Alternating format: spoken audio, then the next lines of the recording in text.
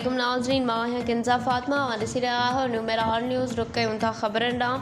टंडो आदम report मंठाल Ali Chandio.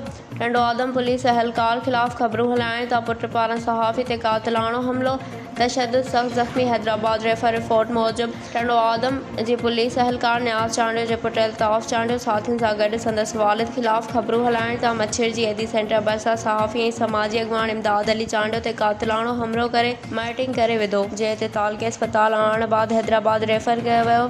ज़ख़्मी सहाफ़ी ॿुधायो त कुझु ॾींहं अॻु पुलिस अहलकार न्याज़ चांडियो ऐं क़ज़ाफ़ी निज़ामाणी नेगर आदिल महर खे गिरफ़्तार कयो ऐं झेड़े में पुलिस अहलकारनि जी तशद्दुद में औरत ज़हरा शेख जा कपिड़ा लीरू थी पिया। इहे ख़बरूं लिखण था मच्छर जी पुलिस अहलकार न्याज़ चांडियो जे पुट अल्ताफ़ चांडियो पंहिंजे 4 साथियुनि सां गॾिजी मुंहुं ते कातिलाणो हमलो कयो, फायरिंग कई ऐं तशद्दुद कयो आहे। वाक़े जो ॿुधी सहाफ़ी ऐं सिविल सोसाइटी जा माण्हू अस्पताल पहुची विया।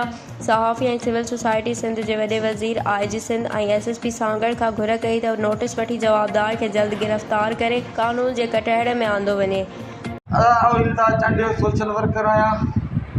मूंसां 5 ॼणा आयो। हिकिड़ो पुलिस अहलकार न्याज़ चांडियो जो छोकिरो अल्ताफ़ चांडियो, ॿियो टिगन चांडियनि में आहे महबूब चांडियो, 3 ॿिया हुनजा माइट हुया। मां जीअं शहर मां सामान वठी चुंची माइदी सेंटर जी वारी गली में लथुसि, पंधु वियुमि त अॻियां न्याज़ जे छोकिरे वटि पिस्टल हुयो, जंहिं चिंबर चाढ़ी त मूं चयो शायदि मूंसां मज़ाक थो करे ऐं ख़बर तॾहिं पई पुठियां डंडनि जो वसकारो थी वियो वञो। उते केरु कोन छॾायो मूंखे, सभु दुकानदार रोशो ॾिसनि पिया। उन जॻह ते अलाह मरीज़ जेसि मां जो अॻवान उहो उतां गुज़रियो, उन ब्रेक आई, उहो उते चिंबड़ी वियो मूंखे। उनखे कुझु धक लॻा आहिनि छॾाइण में, उहो ज़ोरी वठी आयो। उन ॻाल्हि उन जे विच में वरी ॿिया बि दोस्त अची विया जेसिन जा, उन्हनि मूंखे छॾाए हिते चुंची में तालका अस्पताल पुॼायो आहे ऐं थाणे तां लेटर वठी आयो आहे। ऐं हिकिड़ो सोशल वर्कर आहियां, समाज सुधार कमु आहियां। मूंसां इंसाफ़ कयो। वधीक ख़बरनि ऐं अपडेट्स लाइ ॾिसंदा रहियो न्यूमेराल न्यूज़।